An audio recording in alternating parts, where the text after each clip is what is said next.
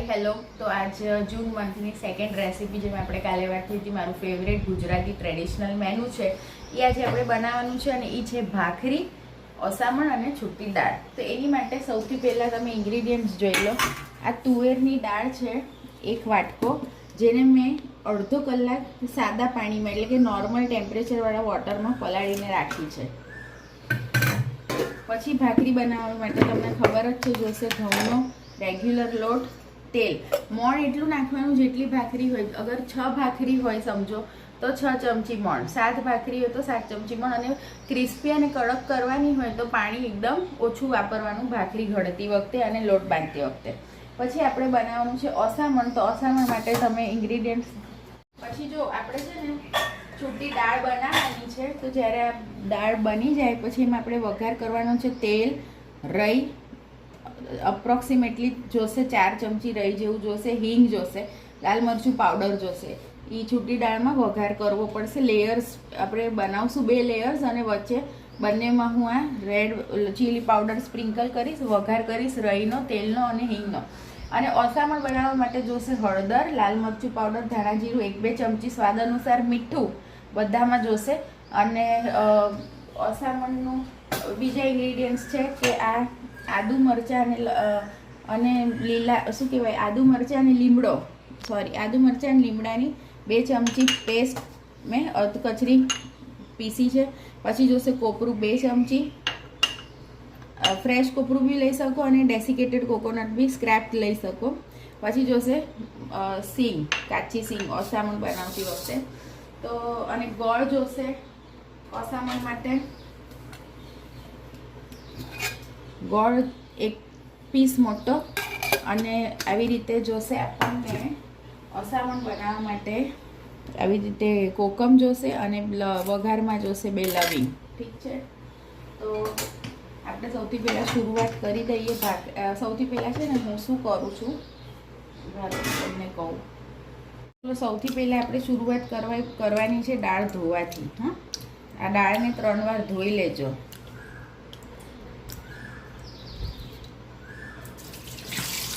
And please do like, share and subscribe my channel. તમે share તો કરો છો, મને શેર્સ બતાડે છે. હર મહિને 50 એવા શેર્સ હોય છે. જ્યારે હું મારું યુટ્યુબ સ્ટુડિયો ખોલું એમાં મને બતાડે છે કે 50 જેટલા શેર્સ આવ્યા છે. તો પ્લીઝ 50 જણ ચેનલ સબસ્ક્રાઈબ બી તો કરો, ખાલી શેર નહીં કરો, સબસ્ક્રાઈબ પણ કરો. ઠીક છે, જો હવે આ ધોવાઈ ગઈ છે. હવે આપણે આમાં શું નાખવાનું? હળદર અને મીઠું. આને હવે ઉકાળશું આપણે. અને જેમ જેમ દાળ જો મીઠું નાખું છું હું 1 ચમચી, અને હળદર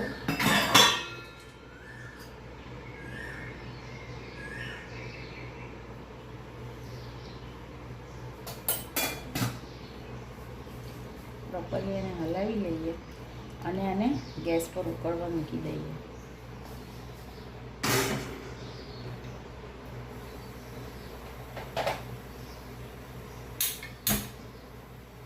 અને એ ઉકળે એને ચેક કરવા માટે આપણને જોશે જો જ્યારે આપણે દાળને બહાર કાઢશું ને તો આવી રીતે એક જારો જોશે. કાં તો તમે આવો બી લઈ શકો,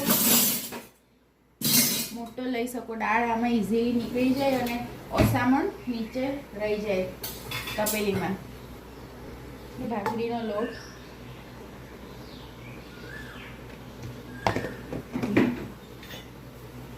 પાણી આપણે એકદમ થોડુંક જ લેવાનું ભાખરી બાંધતી વખતે. અને મોણ લેવાનું છે 1, 2, 3, 4, 5, 6 ચમચી મોણ.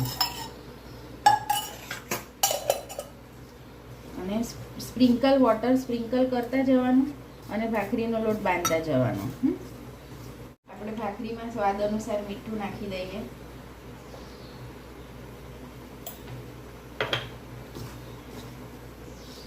જો આ દાળને છે ને ચડતા 15 મિનિટ જેવું થશે, બરાબર.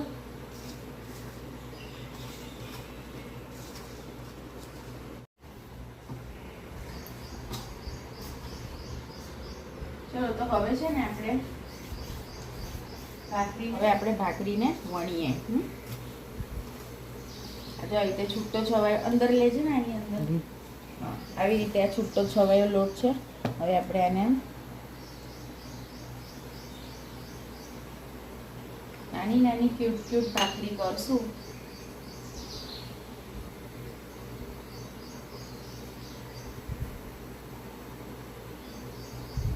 જો આવે છે ને મજા જોવાની,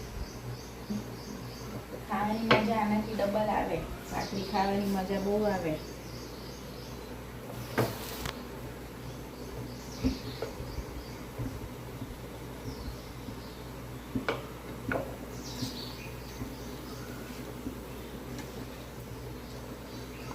અમુક શું કહેવાય ટ્રેડિશનલ રેસીપી એવી હોય જે આપણને આપણા ઘરે ખાવી જ ગમે. રેસ્ટોરન્ટ્સમાં મળે બી નહીં, અને મળે તો ઘર જેવું એમાં એક ટચ ના હોય, ઘરની એક ફિલિંગ આવે. અમુક રેસીપીસ એવી હોય જેમાં છે ને એક ઘરની ફિલિંગ અંદર સમાયેલી હોય. એમાંની એક રેસીપી આ છે.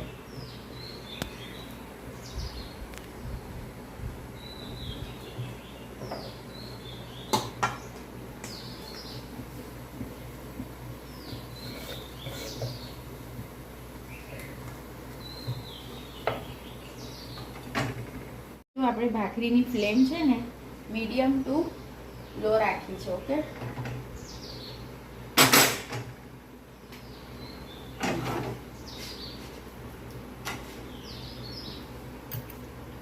ચલો તો હું તમને આ દાળ ચેક કરીને કહું કેટલી થઈ છે. એને પણ આપણે ચેક કરતા રહેવું પડશે. ના, હજી તો બહુ વાર છે, બહુ વાર. તો જો આ ઉભરો આવી ગયો ને, દાળ છૂટી દાળ મૂકીશ, તુવેરની દાળ છે. હા, એને પછી ઉભરો આવે એટલે ફ્લેમ લો કરવાની. હવે એ ઉકળતી રહેશે. હવે એ તરફ બહુ ધ્યાન દેવાની જરૂર નથી. હવે 10 મિનિટ પછી જોઈ લેવાની ચડી ગઈ છે કે નહીં. તો મીનવાઇલ આજની નેચરોપેથી ટીપ લઈ લો. જેઠી મધનું લાકડું આવે, મતલબ કે મુલેઠીનો એક ટુકડો નાનો લેવાનો ને એક આદુનો નાનો ટુકડો લઈને ખરલ દસ્તામાં બેવને સાથે ખાંડી દેવાના. નાનો ટુકડો લેવાનો જેઠી મધનો અને આદુનો. પછી ખરલ દસ્તામાં એને ખાંડીને તમારે જેટલું તમને પાણી પી શકો એટલું એક લોયામાં પાણી લેજો, અને એમાં બે જેઠી મધનું પીસેલું લાકડું અને આદુનું લાકડું જે આપણે કૂટ્યું, આદુનો ટુકડો જે આપણે કૂટ્યો એ પાણીમાં ઉમેરીને એને ઉકાળજો. અને પાણીની ક્વોન્ટિટી હાફ રિડ્યુસ થઈ જાય ને એને પછી ગાળીને પી લેવાનું. શેની માટે છે આ નેચરોપેથી રેમેડી?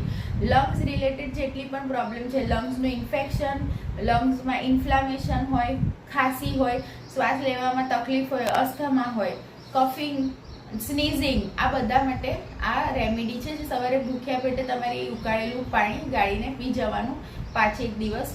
અને if the matter is severe you have to consult a dog of course.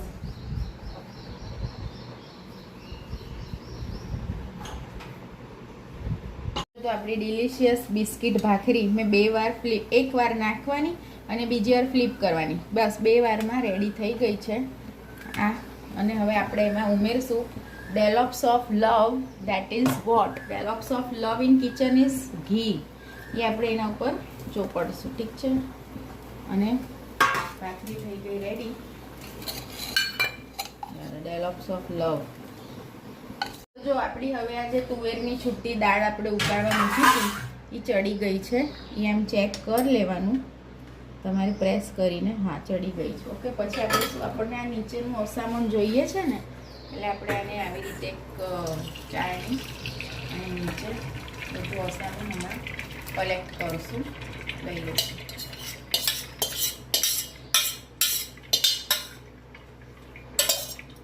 જો આ નીચે અસામણ કલેક્ટ થઈ ગયું ને એ આપણે કલેક્ટ કરવાનું છે. મેં આને મૂકી આની ઉપર થોડી વાર.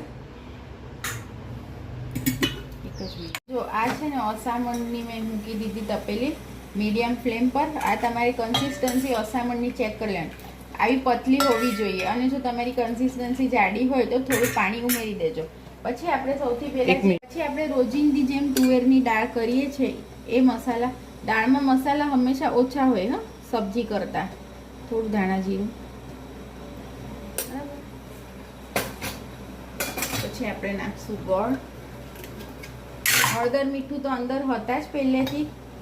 ગોળનો એક ટુકડો કાફી છે, according to the quantity. Okay, પછી 2 કોકમ અને લવિંગ હું અંદર જ નાખી દઉં છું. અમુક લોકો વઘારમાં નાખે છે, પણ હું દાળમાં નાખી દઉં છું. ઉમેરી દીધી 2 લવિંગ. આ છે આદુ મરચાં અને લીમડાની પેસ્ટ 1 નાની ચમચી. મીઠું હવે એકદમ માઇલ્ડ જ નાખવાનું, કારણ કે આપણે ઉકાળતી વખતે નાખ્યું છે ને, એટલે આટલું બસ. કારણ કે મીઠું પાછળથી પણ આપણે ઉમેરી શકીએ, વધી જાય તો પ્રોબ્લેમ. સિંગ આપણે સિંગ લેવાની છે મુઠ્ઠી ભરીને. કોપરું 1-2 ચમચી. તમારી અસામણની ક્વોન્ટિટી જે હોય ને એ પ્રમાણે તમારે આમાં બધું ઉમેરવાનું, બધા મસાલા ને બધું. હવે આપણે એક બાજુ વઘાર કરી લઈએ. અસામણનો વઘાર જોશે.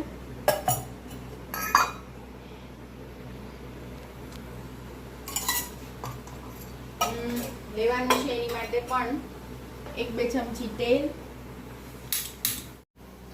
આપણે આ અસામણના વઘારમાં જોશે રઈ, જીરું અને હિંગ. સૌથી પહેલાં આપણે જે રઈ નાખીએ, પોપ થવા માંડે એટલે આપણને ખ્યાલ આવી જાય તેલ થઈ ગયું છે. જો આ અસામણ કેટલું ડિલિશિયસ સ્મેલ કરે છે યાર, ઇટ્સ અનબિલીવેબલ સ્મેલ. અંદર કેમેરા અંદર કાઢો. જીરું અને હિંગ. Flame of.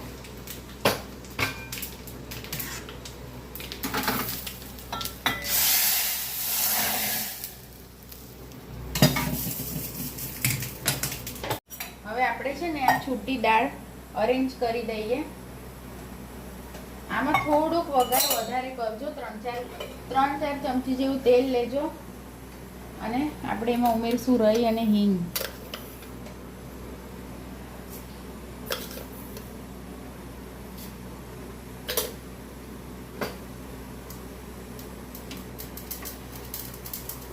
રઈ પોપ થાય ને એટલે હિંગ લેવાની.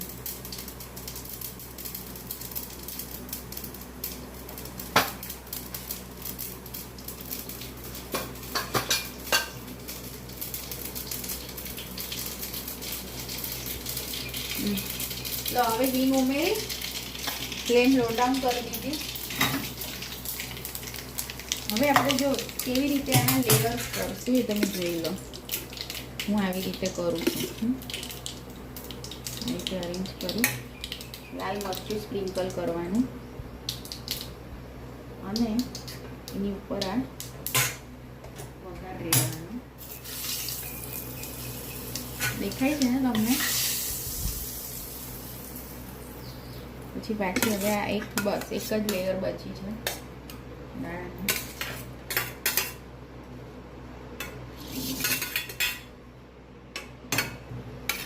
બીજું લેયર કર્યું. થોડું હોટ છે, ઇટ ઇઝ ડેમ હોટ. એના પર આપણે લાલ મરચું પાવડર સ્પ્રિંકલ કર્યું અને કરવાનો વઘાર. જો આ છે અસામણ રેડી. અસામણ તમે જુઓ કેટલું ડિલિશિયસ દેખાય છે. આપણે એને સર્વિંગમાં લઈ લઈએ.